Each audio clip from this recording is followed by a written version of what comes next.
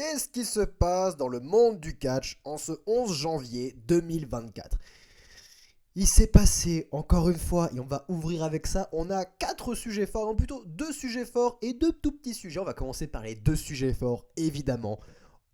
Et on va commencer par le plus épicé, parce que je sais que vous adorez quand je parle de ça. Tony Khan sur Twitter a encore frappé. Oui, Tony Khan a encore frappé sur Twitter. Alors, ça me fait déjà rire. Ça me fait déjà rire, je suis désolé. Bon, ok, on va essayer de se concentrer. Qu'est-ce qui s'est passé?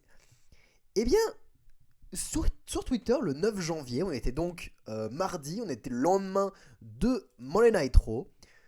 Tony Khan a balancé ceci. Un double standard.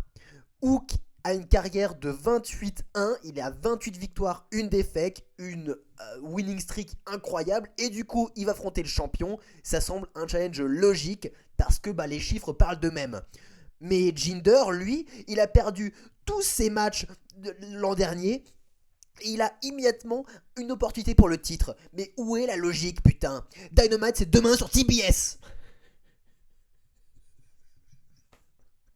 Oh putain, Tony. Tony, putain. Tony, ferme ta gueule. Parce que, évidemment, c'est pathétique. Et là, encore une fois, ce tweet que je viens de vous lire, ce n'est pas une réponse à quelque chose, ce n'est pas une provocation, ce n'est pas une promotion de quelque chose. Non, Tony Khan a vu Raw, il a vu le segment entre Rollins et Jinder. On a parlé sur la review de Raw, hein, le segment de visionnaire, la promo de visionnaire de Rollins face à Jinder. Il a vu ça, et il a rien trouvé de mieux à faire que tweeter. Bah ouais, vous êtes trop nuls, hein, parce que vous, regardez, Jinder, il perd tous ses matchs et il a direct opportunité pour le titre, mais où est la logique, hein? Alors que moi, de mon côté, dans ma promotion à moi, Hook, il mérite, hein, Hook, il mérite. Et évidemment, il s'est ridiculisé une fois de plus sur Twitter. Tous les gens sur Twitter, mais l'ont incendié, ils se sont foutus de sa gueule. Les gens se sont foutus de sa gueule. Ils lui disent, mec, mais va te coucher. Ils disent que c'est ridicule qu'il soit le CEO de la compagnie, que c'est embarrassant. Et que ça devrait être le dernier de son intérêt, qu'il ne devrait pas tweeter à propos de Jinder Mahal et de Monday Night Raw. Il devrait tweeter et dire la vérité sur ce qui se passe avec Chris Jericho. Les gens veulent savoir ça plutôt. Que ce qui est important pour la WWE, c'est ce qui se passe avec Chris Jericho actuellement. C'est un véritable problème que tout soit mis dans le silence. C'est parce qu'il y a du silence, que les gens ne savent pas ce qui se passe, qu'on pense qu'il y a un sacré problème là-dedans.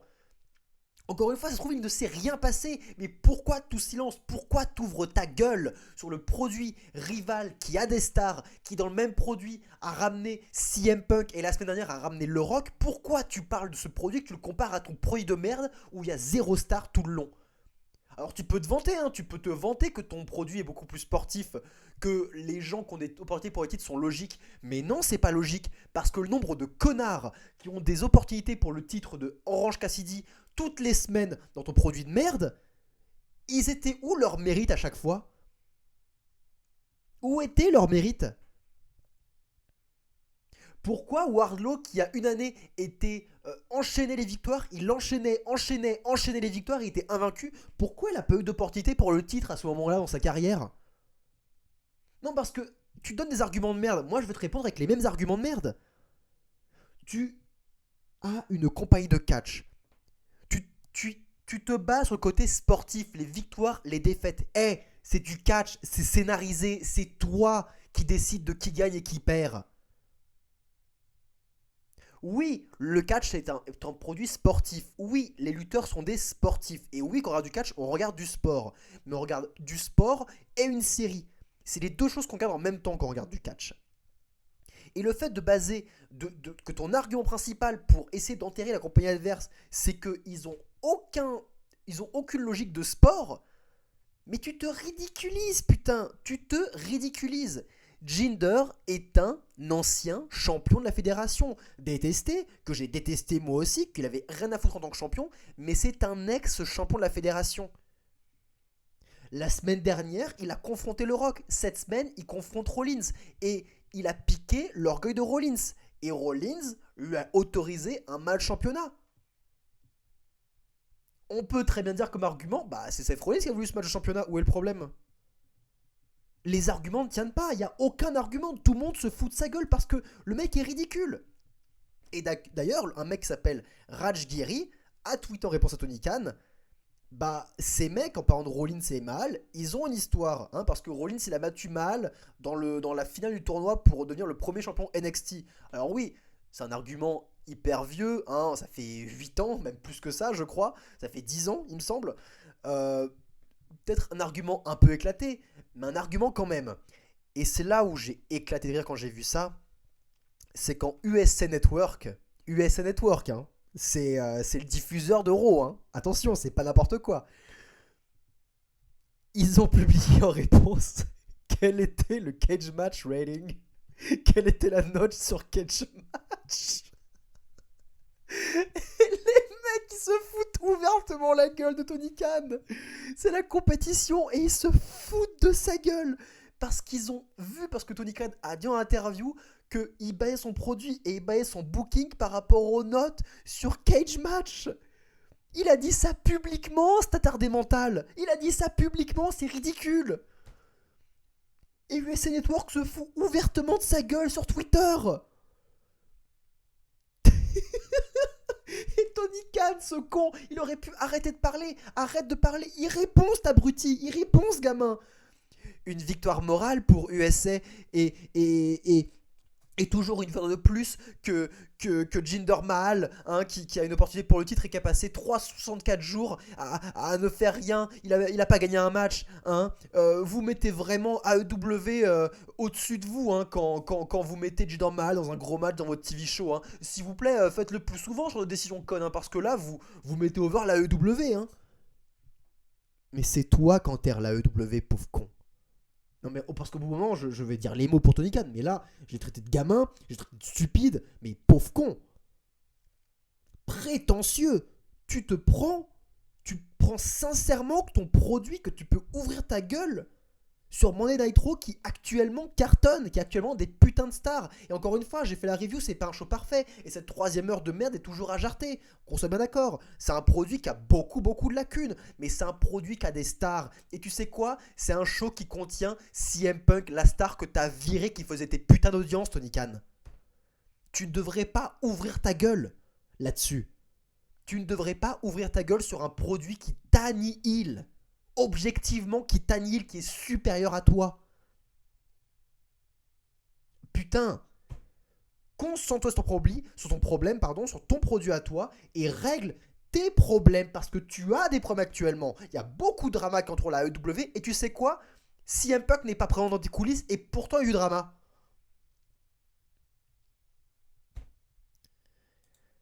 Oh putain, je pensais pas que je m'énerverais là-dessus en fait. Je pensais que j'allais bien beaucoup rigoler mais je me suis énervé. Bon, on a craché sur Tony Khan, on va dire un petit peu bien de l'AEW quand même. Let's fucking go! Puisque apparemment, et croyez-moi, j'étais premier surpris, mais on va essayer de disséquer un peu tout ça. Un article sur Vox Catch rédigé par Jean-Rémy Jacquet, la Warner Bros. Discovery vante les résultats de l'AEW. Le diffuseur de l'AEW, la Warner Bros., vante les mérites de l'AEW. On va lire ça. Warner Bros. Discovery semble satisfait des résultats d'audience de la All Elite Wrestling. Les audiences de l'AEW sont souvent pointées du doigt, pas assez fortes, stagnantes, parfois en baisse. À quelques mois de savoir si la promotion de Tony Khan pourra encore compter sur la diffusion sur les chaînes du groupe TBS et TNT, elles sont scrutées de près. Pourtant, le groupe média américain ne semble pas ennuyé. Dans un communiqué publié pour revenir sur le succès d'audience de l'année 2023, Warner Bros. Discovery cite parmi d'autres sports l'AEW et les audiences de Dynamite, Collision et Rampage. Ils disent « Les audiences de TNT chez les adultes de 25 à 54 ans ont augmenté de 14% d'une année à l'autre, et la chaîne a conservé son rang de premier réseau du divertissement par câble en prime chez les adultes de 25 à 54 ans, de 18 à 49 ans et de 18 à 34 ans. Les shows populaires, Dynamite, Collision, Rampage, ont atteint près de 4 millions de téléspectateurs chaque semaine sur TNT et TBS. On va en reparler. De plus, la couverture par TNT de la saison 2023-2024 de la NBA est en hausse de 13% chez les adultes de 25 à 54 ans, tandis que la saison régulière 2023-2024 de la NHL est en hausse de 53% chez adultes de 25 à 54 ans. Une mention intéressante puisque le contrat qui lie l'AEW à Warner Bros. Discovery prend fin, comme celui de Raw avec NBC Universal, au mois d'octobre. Certaines rumeurs indiquent un intérêt de la part de WBD quant à la diffusion de WWE en octobre prochain et des négociations toujours en cours entre les deux parties. Ce qui rendrait peu probable le maintien de l'AEW sur les mêmes antennes pour les Américains. Effectivement, en octobre, fin de contrat des deux compagnies, et du coup, on aurait potentiellement Raw sur Warner à la place de l'AEW. Si ça arrive, c'est encore un sacré coup dur pour l'AEW, on va pas se mentir. Mais apparemment, la Warner Bros. Serait satisfaite des résultats de l'AEW. Alors, on va parler de ces chiffres. Quand je vois les chiffres, je vais essayer de retrouver l'information, excusez-moi, j'ai entendu 4 millions de vues, 4 millions, 14%, près de... Voilà. Dynamite, Collision, Rampage ont atteint près de 4 millions de téléspectateurs chaque semaine sur TNT et TBS.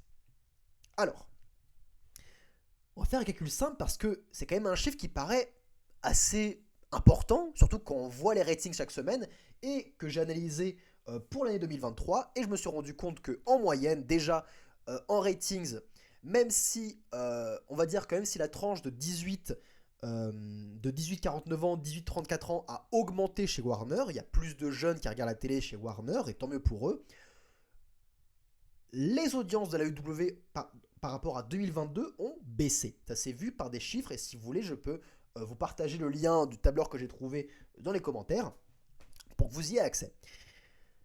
Les audiences ont baissé de manière générale.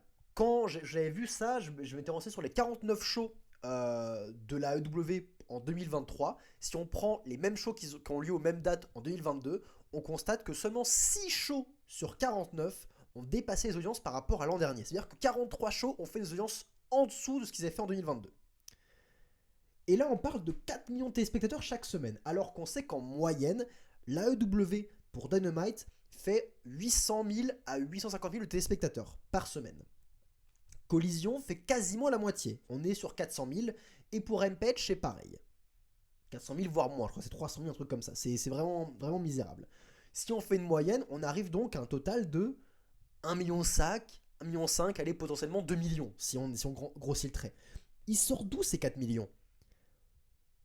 Encore une fois, je manque peut-être quelque chose, mais quand je vois chaque semaine sur TNT et TBS, est-ce que les shows Dynamite, Rampage et Collision sont diffusés sur TNT et sur TBS, sur deux chaînes ? Parce que si c'est le cas, mais ça me paraît très bizarre, c'est possible qu'on atteigne les 4 millions, mais putain, ça me paraît énorme. Peut-être que c'est avec les pay-per-view aussi qu'on arrive à ce résultat ? Mais c'est ça. J'ai du mal à comprendre ce chiffre. Encore une fois, peut-être qu'au fur et à mesure des semaines, je pourrais plus le comprendre. Peut-être que vous allez m'éclairer sur le sujet. Mais ça me paraît vraiment haut. Vraiment, vraiment très très haut. Donc, je ne sais pas d'où ça sort. Mais en tout cas, c'est intéressant de voir que, apparemment, selon Warner, les audiences ne seraient pas si catastrophiques que ça. On verra bien, on suivra la suite. En tout cas, le produit reste à chier. Let's fucking go! Et pour terminer, on a 2 blessés. On a Rey Fenix qui fait le point sur sa dernière blessure. Rey Fenix est absent de la compétition depuis la perte de son titre international à Dynamite le 10 octobre. L'AEW a communiqué que Rey Fenix serait absent pour une durée indéterminée en précisant qu'il était une nouvelle fois sur la liste des blessés. Selon les informations à l'interne, Rey Fenix aurait souffert d'une blessure lorsqu'il a remporté le titre international des mains de Jon Moxley le 20 septembre. Mais il devait poursuivre sa défense en raison de la commotion de Moxley. Alors on apprend du coup, ça je l'ignorais, que en plus d'avoir blessé Jon Moxley, d'avoir été à deux de tuer Jon Moxley, le mec s'est blessé lui-même. C'est vraiment une calamité, ce putain de catcheur, c'est une catastrophe ce catcheur. Aujourd'hui, Phoenix est en interview avec Denis Salcedo et il a confirmé être toujours blessé, sans vouloir dévoiler la nature de cette blessure. Nous travaillons sur la convalescence, c'est l'une de mes... En fait, je pense que c'est la pire blessure, mais je prends mon temps. Je fais du bon travail dans un niveau de ma réhabilitation. J'ai tout confié au médecin. Je suis directif du médecin. Je fais de mon mieux. Et je pense... je peux pas trop en parler, mais bientôt. Bientôt, je serai sur le ring. Je ferai de la lucha libre, des lucha things. Et je ferai ce qui me rend si heureux. Il est présentement impossible de savoir quand aura eu le retour de Rey Fenix sur les écrans de l'AEW et au Mexique. En attendant, son partenaire Penta El Cerro Miedo poursuit ses activités du côté de l'AEW, mais en équipe avec El Hero del Vikingo, le fils du Viking, et Commander, le KKK Commander, afin de remplacer Rey Fenix pendant son absence. Les Lucha Bros sont de retour ensemble quelque part en 2024. Qui a envie de les voir ensemble? J'en ai aucune idée. J'ai pas envie de les voir blesser des gens. J'ai pas envie de voir Refnix sur un ring de catch. C'est terminé, j'en ai rien à péter. Mais c'est pas tout parce que Rouge s'est blessé. Il s'est blessé pendant le tournoi AEW Continental Classic. Il s'est blessé pendant le tournoi lui aussi.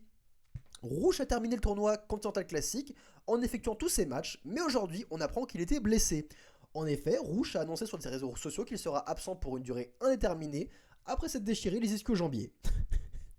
Une blessure qui est survenue lors de son deuxième match dans le tournoi Continental Classic face à Marc Brissot le 29 novembre 2023 d'Dynamite. Rouge ajoute: je vais guérir et revenir prêt et plus affamé que jamais pour me battre. Putain. Ça veut dire que AEW, l'endroit où sont Tony Khan, c'est l'endroit le plus sécure au monde. Hein. C'est le safest locker room in the world. Hein. C'est safest comme place. Hein. Le mec a peur pour sa vie en plein show. Et des catcheurs se battent blessés pendant plusieurs semaines. Mais c'est safe. Il y a zéro souci. Les gars, vous inquiétez pas. Il y a zéro problème. C'est hyper safe comme endroit. Il y en a encore.